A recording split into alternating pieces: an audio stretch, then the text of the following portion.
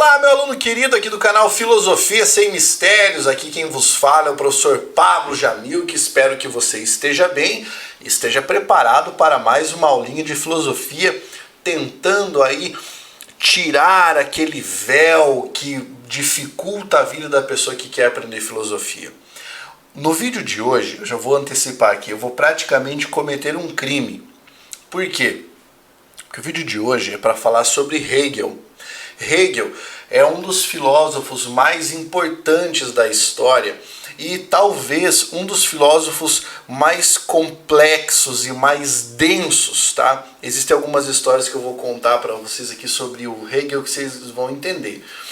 E eu tive aqui a missão, que não é uma missão inglória, mas vou dizer para você que é uma missão no mínimo complicada, de resumir o Hegel em apenas uma aula. Esse é o crime, tá? De tentar explicar um pouquinho da filosofia hegeliana para você. Ele que foi o inspirador de tantos outros filósofos e de tantas correntes filosóficas posteriores, tá? Então já estou fazendo esse aviso inicial, que é justamente para você ter essa sensibilidade e perdoar as minhas omissões, tá bem? Vamos trabalhar então com Hegel. Eu vou mostrar para você aqui, ó. Essa é a foto, né? Esse é o retrato, uma pintura do nosso alvo do estudo hoje, certo? Então vamos lá. Hegel tem fama de difícil, né, entre vários filósofos e estudiosos. O nome dele era Georg Wilhelm Friedrich Hegel. Em algumas biografias você vai encontrar Georg Wilhelm Friedrich von Hegel, tá? Mas vamos manter só Hegel aqui. Ele era alemão, viveu de 1770 a 1831 e ele foi um ícone daquilo que se entendeu como o idealismo alemão.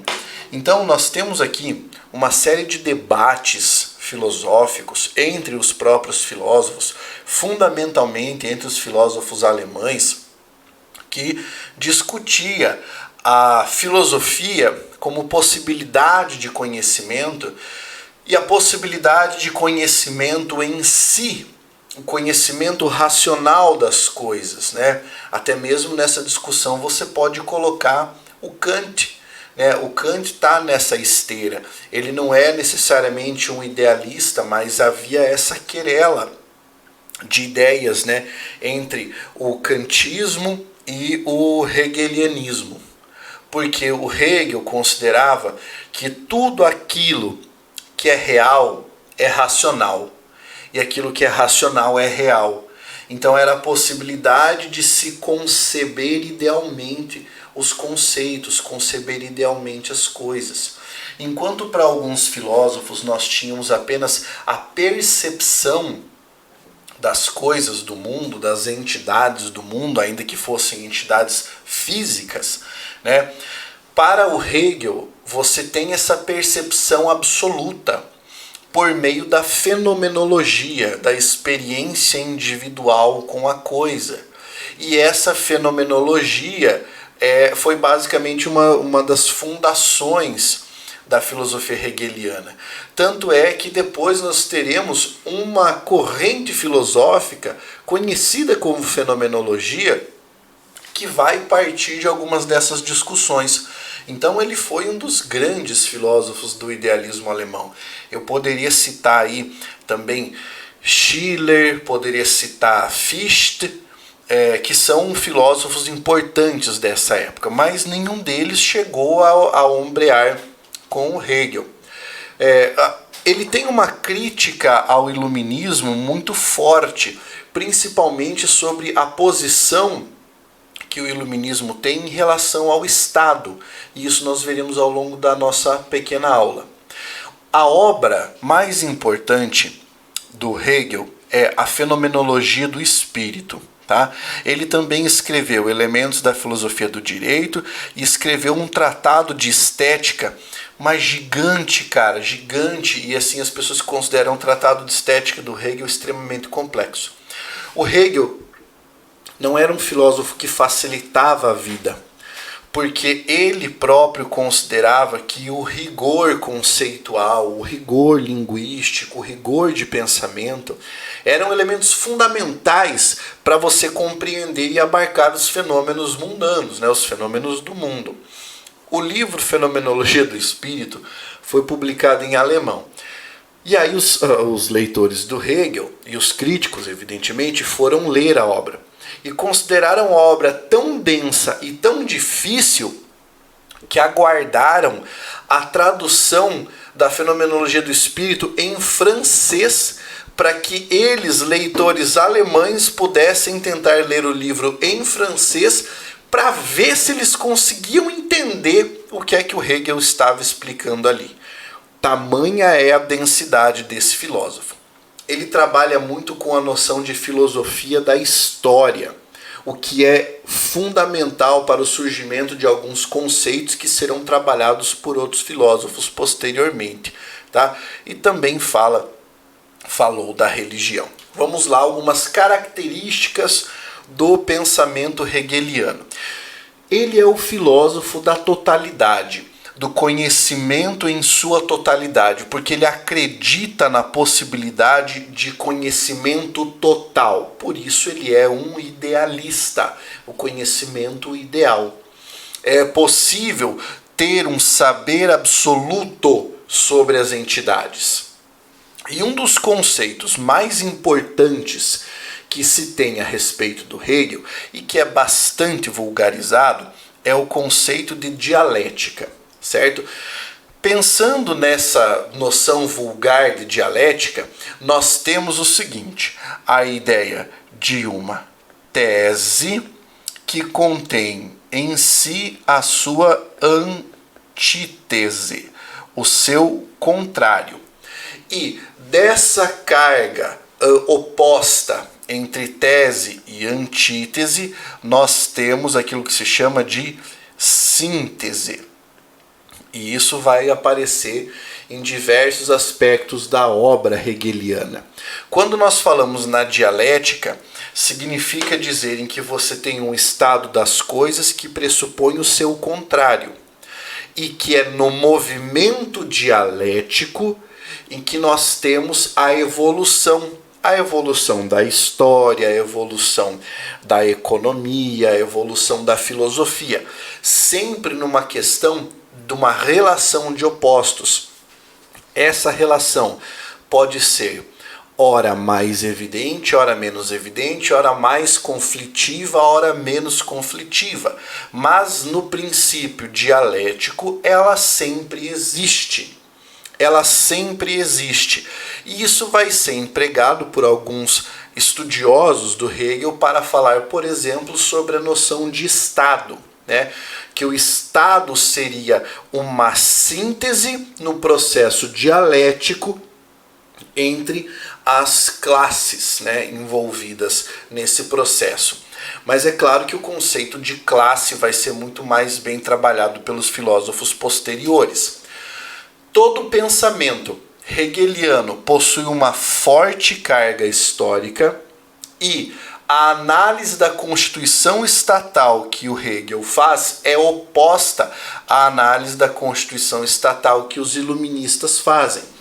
Lembra que os iluministas, né, principalmente os iluministas contratualistas, falavam que o Estado surgia para resguardar os direitos do indivíduo, certo? Que aparecia como uma espécie de vontade própria dos indivíduos. Para o Hegel não é bem assim. Para o Hegel, o Estado seria uma síntese entre polos opostos dentro da sociedade, que são motores da história no sentido de que eles operam lutas, né? E essas lutas dentro do processo dialético.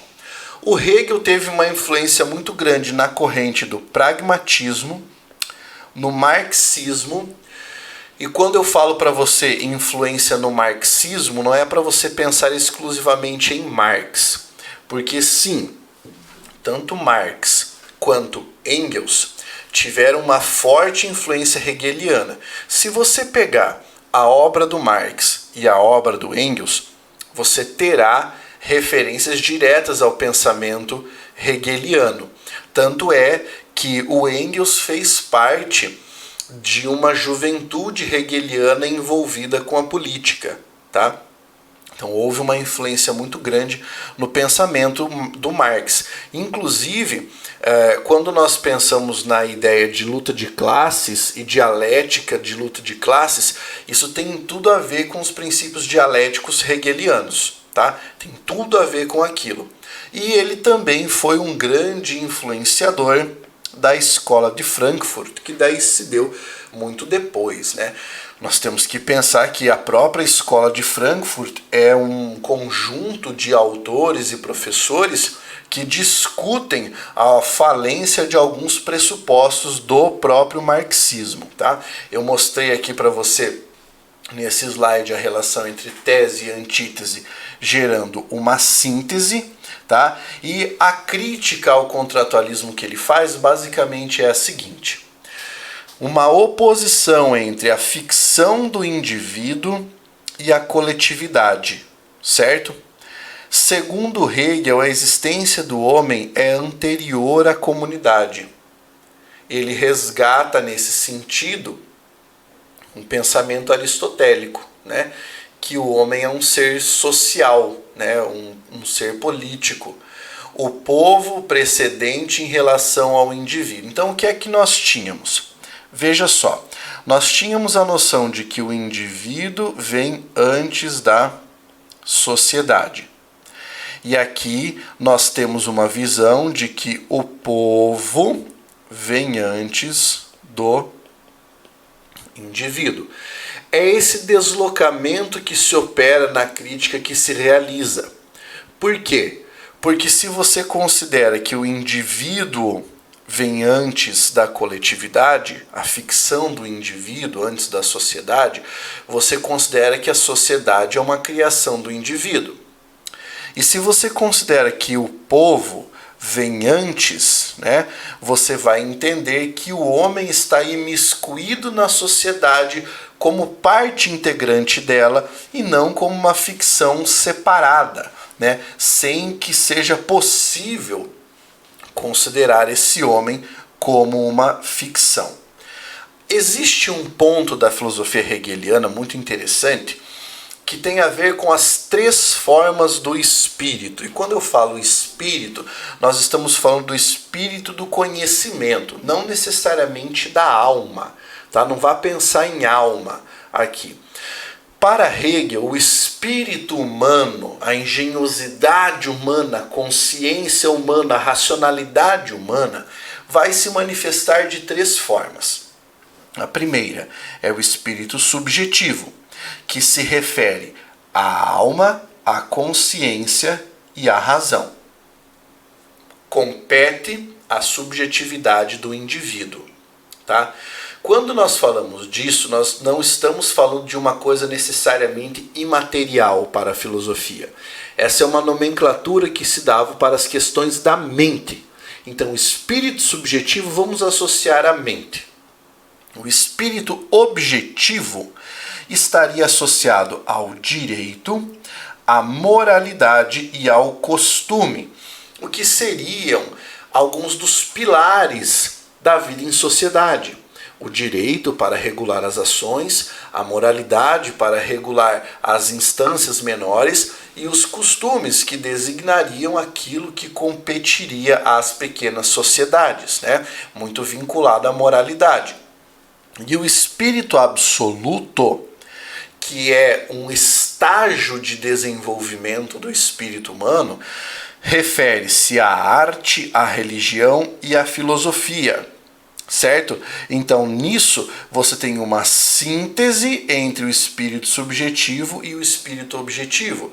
Então, de um lado, a subjetividade, de outro lado, a objetividade, e isso geraria o espírito absoluto. Certo? Veja, nas tensões entre alma, consciência e razão e direito, moralidade e costume, você tem a arte, a religião e a filosofia. Aliás, uma das coisas mais interessantes que o Hegel já trouxe é de que a evolução, aliás, aquilo a que o homem chama de cultura, revela a evolução do espírito absoluto do homem naquela sociedade. Então, aquilo que se considera cultura por uma sociedade traduz o resultado dessas tensões entre a subjetividade e a objetividade, para que nós possamos compreender essa noção daquilo que se entenderia como o espírito absoluto e a evolução cultural, certo? Isso trazido para nós por meio da arte. Ele vai discutir arte de forma mais profunda nas suas obras de estética. E como eu disse antes, uma frase importantíssima do Hegel: todo o real é racional. Todo o real pode ser compreendido pela razão.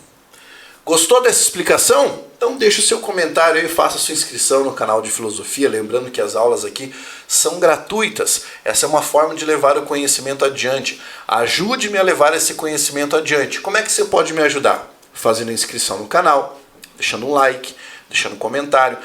Aqui embaixo você tem um itemzinho que é o Valeu Demais. Quando você clica ali, você pode fazer uma doação para o canal e o seu comentário fica fixado. E eu coloco o seu nome, inclusive, nos créditos como uma pessoa que está ajudando o canal, que está dando suporte para levarmos o conhecimento adiante. Um grande abraço e até a próxima. Força, guerreiro!